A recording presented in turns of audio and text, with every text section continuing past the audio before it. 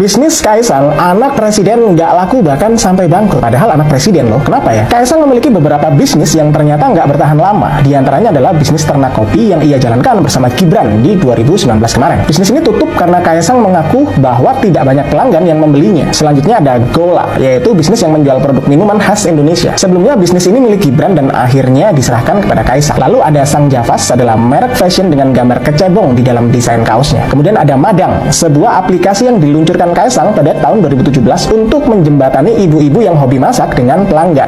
Yang terakhir ada Siap Mas, usaha di bidang kuliner dengan menghasilkan produk minuman dan makanan ringan. Lumayan banyak ya bisnis yang digeluti oleh Kaisang, namun sayangnya kelima bisnis tadi dikabarkan sudah tidak lagi beroperasi. Menurut Kaisang sendiri, salah satu penyebabnya adalah karena jenis produk yang dihasilkannya adalah bersifat hype, bisnis yang hanya mengandalkan tren sementara. Bisnis yang hanya mengandalkan tren sementara mungkin menghadapi kesulitan ketika minat publik mereda. Ini menunjukkan pentingnya mengembangkan bisnis dengan landasan yang kuat dan relevansi jangka panjang. Kegagalan bisnis adalah bagian dari perjalanan pengusaha. Kesalahan adalah pelajaran yang berharga. Kesimpulannya, pelajaran utama yang dapat diambil adalah kesuksesan dalam bisnis memerlukan lebih dari sekedar nama atau status, melainkan kerja keras, pemahaman pasar, dan adaptasi terhadap perubahan tren dan keadaan. Gagal dalam bisnis bukan akhir dari segalanya, tapi merupakan kesempatan untuk belajar dan bertumbuh. Kemarin sempat ramai di berita kalau anak presiden usahanya tuh banyak yang gulung tikar.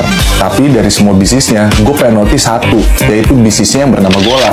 Karena setahu gue, awal Gibran membuka bisnis ini, venture capital dari JWC Ventures itu langsung menyuntik dana sebesar 5 juta dolar atau sekitar 71 miliar pada bulan September 2019.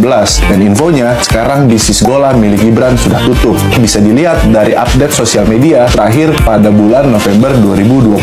Mas Gibran, masa iya bisnis es doger yang udah disuntik 71 miliar setahun kemudian bisa bangkrut?